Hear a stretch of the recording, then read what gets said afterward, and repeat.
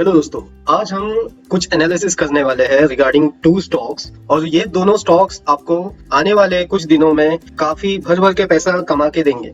आज के दो हमारे धुरंधर स्टॉक्स हैं, एक है रिलायंस और एक है भारती एयरटेल।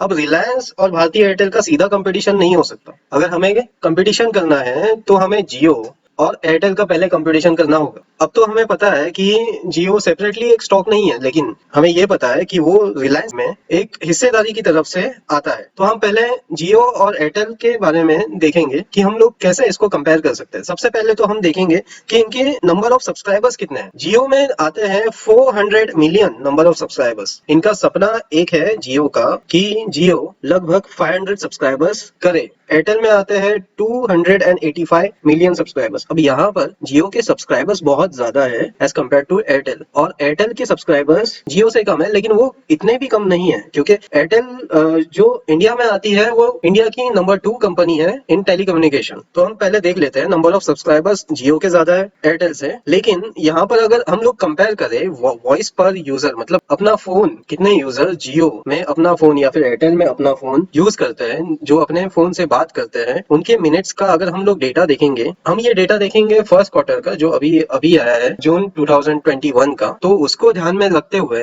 हम देखेंगे कि कितने यूजर्स ने वो फर्स्ट क्वार्टर में बात की है। अगर हम लोग फर्स्ट क्वार्टर का डेटा देखेंगे तो 756 मिनट पर यूजर ने जियो पे बात की है और 994 मिनट्स पर यूजर ने एयरटेल पे बात की है। तो आप यहाँ पर ध्यान से देखिए कि इवन दो जियो के सब्सक्राइबर्स ज्यादा है एयरटेल से, लेकिन उसे यूज करने वाले, उस पर बात करने वाले यूजर्स वो कम बात कर रहे हैं जियो पे as compare to Airtel. Airtel में नंबर ऑफ सब्सक्राइबर्स कम है, लेकिन वहां पर जो कॉलिंग होती है, जो वॉइस कॉल होते हैं, वो ज्यादा होते हैं एज कम्पेयर टू जियो। हम लोग ये बात कर रहे हैं पर यूजर के हिसाब से।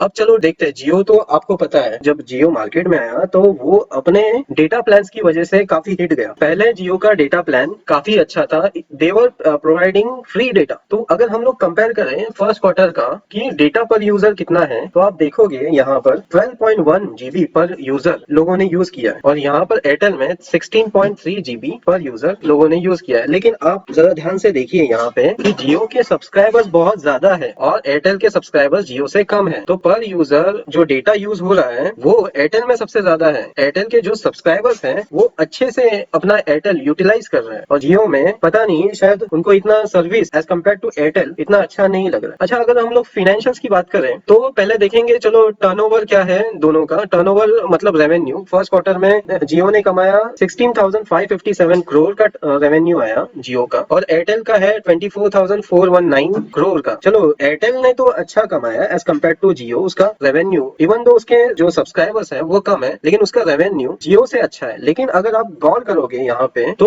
जो प्रॉफिट है वो जमीन आसमान का फर्क निकल के आता है उसमें, क्योंकि जो प्रॉफिट है वो तो चलो जियो ने कमा लिया 2050 करोड़ का, लेकिन यहाँ पर एयरटेल ने प्रॉफिट नहीं कमाया बल्कि उसने लॉस कमाया, और लॉस भी लंबा चौड़ा अच्छा खासा लॉस उसने कमाया 15,933 करोड़ का। मतलब एज कम्पेयर टू जियो ये तो जमीन आसमान का फर्क हो जाता है। अब यहाँ पर चलो आगे बात करते हैं हम लोग एजीआर ड्यूज के। एजीआर ड्यूज तो आपको पता है अभी करंटली जो चल रहा है प्लान सिचुएशन चल रहा है वो हिसाब से तो ऐसा हो रहा है कि एयरटेल को काफी भर भर के एजीआर ड्यूज आ रहे हैं, लेकिन अगर आप गौर करोगे तो जो जियो का एजीआर ड्यूज है, एजीआर मतलब आपको पता है कि पेनल्टी अभी टेलीकॉम कंपनीज को पे करने पड़ रही है इन टर्म्स ऑफ एजीआर, कि उन्होंने जो जो प्रॉफिट कमाया वो सर्टेन परसेंटेज उन्होंने गवर्नमेंट को दिया नहीं, तो इसकी वजह से वो भरना पड़ रहा है। तो अभी यहाँ पर गवर्नमेंट दोनों से वैसे तो मांग रही है एजीआर। एयरटेल का एजीआर कंफर्म है कि उनको 45,000 करोड़ का जो ड्यूज है वो भरना है, लेकिन जियो का यहाँ पर डिबेटेबल है। बिकॉज जब गवर्नमेंट जियो के पास जाती है लेने के लिए तो वो बोलते हैं हम स्पेक्ट्रम तो रिलायंस कम्युनिकेशन का यूज कर रहे हैं, और जब रिलायंस कम्युनिकेशन के पास जाती है गवर्नमेंट तो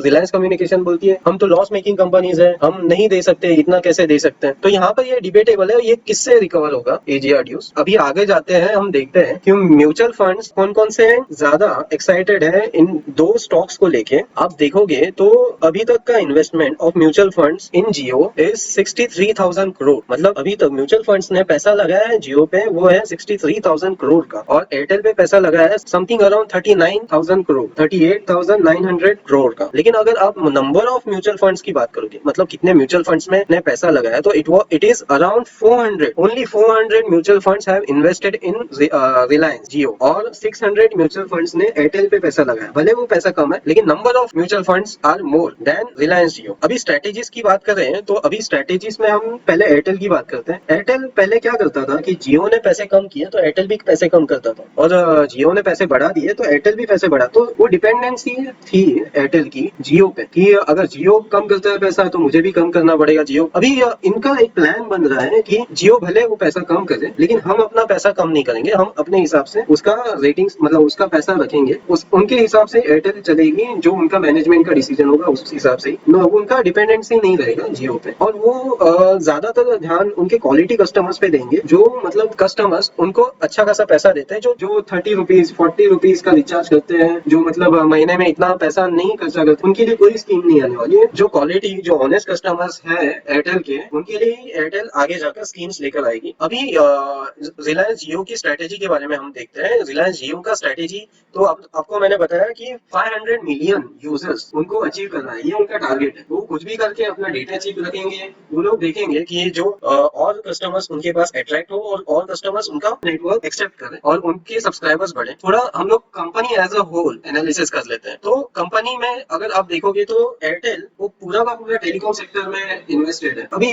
रिलायंस की कंपनी के बारे में हम लोग बात करते हैं। अभी हम रिलायंस जियो को एयरटेल से कंपेयर कर सकते हैं, लेकिन Reliance as a whole company को हम एयरटेल से कंपेयर नहीं कर सकते। अगर आपको रिलायंस को समझना है तो आपको रिलायंस की स्ट्रेटेजीज, रिलायंस का जो फॉर्मेशन है ऑफ बिजनेस वो पहले समझना होगा। आपको रिलायंस का जो percentage of holding of business है उसको पहले समझना होगा। तो आप देखो 83% जो उनका सेक्टर है वो अदर है, और 17% है वो जियो। मतलब अदर सेक्टर्स में वो ज्यादा 83% उनका है कि अदर सेक्टर्स में अदर देन जियो में उनका ट्रांजैक्शन चलता रहता है, उनका बिजनेस चलता रहता है। अब वो 83 में से 49% इज ऑयल सेक्टर, मतलब उनका जो रेवेन्यू आता है वो 49% है, और 1% मीडिया है, और 33% रिटेल है। अब मैं आपको बता दूं कि ऑयल सेक्टर अभी कोरोना की वजह से और जो अभी चल रहा है, सिचुएशन चल रहा है अभी, वो हिसाब से अभी डिक्रीज हो रहा है। ऑयल सेक्टर जो कि 49% है रिलायंस का, वो अभी थोड़ा डिक्रीज में चल रहा है, जो सिचुएशन अभी करंटली चल रही है। 1% मीडिया, उसके बारे में इतना बात नहीं कर सकते हम, लेकिन रिटेल इंडस्ट्री जो 33% है रिलायंस में, ड्यू टू कोरोना उनके जो भी आउटलेट्स है वो मैक्सिमम टू मैक्सिमम अभी तो नॉन ऑपरेटिव है। अभी खुल रहा है, जैसे ही लॉकडाउन खत्म हो रहा है धीरे धीरे स्टेप्स में, वैसे वैसे वो खुल रहा है, लेकिन वो वैसा बिजनेस नहीं कर पाएंगे जैसा कि पहले होता था। रिलायंस के दिमाग में जो चल रहा है वो that is related to e commerce. जो ई कॉमर्स सेक्टर है that is more upcoming sector, ये मुकेश अंबानी ने जान लिया है। इसके लिए अभी जो भी एक्विजिशंस हो रही है, जैसे कि बिग बास्केट को एक्वायर कर लिया रिलायंस ने, थोड़े छोटे छोटे सेक्टर्स को जो ई कॉमर्स से रिलेटेड है उनको एक्वायर कर रही है। तो अभी Reliance is more going towards the e commerce sites. अगर आप ई कॉमर्स की बात करोगे तो सबसे पहला कंपटीशन तो अमेजॉन और फ्लिपकार्ट से निकल के आता है। लेकिन आप अगर रिलायंस की बात करो, Reliance versus Amazon versus Flipkart, तो अभी अमेजॉन और फ्लिपकार्ट तो तगड़े दिख रहे हैं, लेकिन रिलायंस स्लोली अपने पैर ई कॉमर्स में लाएगा। और रिलायंस के पास सबसे बड़ा एडवांटेज ये है कि उनके पास रिटेल आउटलेट्स हैं जो कि फिजिकली प्रेजेंट है। तो physically present retail outlets Reliance के पास है। ऐसा कॉम्बिनेशन दुनिया में किसी के पास नहीं है। सबसे बड़ी रिटेल यूएसए में वो है वर्ल्ड मार्ट। अगर वर्ल्ड मार्ट भी आप रिलायंस से कंपेयर करते हो तो physically presence in retail sector Reliance का सबसे ज्यादा निकल के आता है पूरी दुनिया। तो यहाँ पर एडवांटेज अब रिलायंस को ये मिलेगा कि एक तो उनका फिजिकल स्टोर भी है जो कि हर जगह पे आपको मोस्टली नजदीक मिल जाएगा, और प्लस वो ऑनलाइन जैसे कि जियो मार्ट करके है वो आ रहा है तो ई कॉमर्स साइट पे। तो यहाँ पर मोस्टली जो वो है ई कॉमर्स और प्लस जियो क्योंकि जियो का नया अभी प्लान आने वाला है, वो that is related to 5G। 5G जैसे ही आता है तो रिलायंस जियो की वजह से रिलायंस के शेयर्स काफी आगे बढ़ने वाले हैं। तो देखा जाए तो एज ऑन अभी के डेट में, अभी जो डेट चल रहा रहा है 26/8/2020, इसमें एयरटेल काफी भारी लग रहा है as compare to Reliance as a whole. लेकिन रिलायंस की जो स्ट्रेटेजी निकल के आती है, अगर ये सक्सेसफुल हो जाता है ई कॉमर्स वाला, तो Reliance is a better as compare to Airtel. तो ये आपका लुकआउट है कि आपको कौन सी कंपनी देखनी है। अभी एज ऑन डेट एयरटेल भारी है, even though they are making losses. वो लॉस जो हो रहा है that is because of AGR due, और जो पहले उनकी स्ट्रेटेजी थी रिगार्डिंग कि जियो कम करता है एयरटेल, तो एयरटेल भी कम करेगा अपने रेट्स। तो इट इज लाइक दैट। अगर आप कंपेयर करोगे अभी का जो मार्केट शेयर चल रहा है वो हिसाब से, अगर 500 के नीचे एयरटेल आता है तो it is a very good buy, it's a very good buy. 500 के नीचे अगर एयरटेल आता है it's a very good buy. और अभी जो रिलायंस चल रहा है I think it is over value. ये ओवर वैल्यू मैं क्यों बोल रहा हूँ, क्योंकि अभी जो ये हमारा जो डेट है उसमें जो हमें सिचुएशन समझ में आ रही है कि ई कॉमर्स अभी तक स्टार्ट नहीं हुआ है और जियो का 5G अभी तक आया नहीं है। अगर ये दोनों चीजें हिट हो जाती है तो 100% ये आगे जाकर रिलायंस आपको काफी कमा के देगा। इवन दो आपका पैसा डबल भी हो सकता है। बट अभी जो दूसरे सिचुएशन है जैसे कि ऑयल सेक्टर में अभी जो डिक्रीज हो रहा है और रिटेल सेक्टर में जो डिक्रीज हो रहा है, तो उसकी वजह से I think Reliance is over value. अगर ये पैसा अगर रिलायंस कुछ 1800 तक या फिर 1700 तक आ जाता है तो it is a very good buy. तो आज हमने सीखा दो स्टॉक्स की कंपैरिजन के बारे में। हम ऐसे ही कंपैरिजन अलग अलग स्टॉक्स का आपके लिए लाते रहेंगे। Please watch our YouTube channel Avenue Finance. Please like, subscribe and share your comments, your point of view regarding this video. Thank you.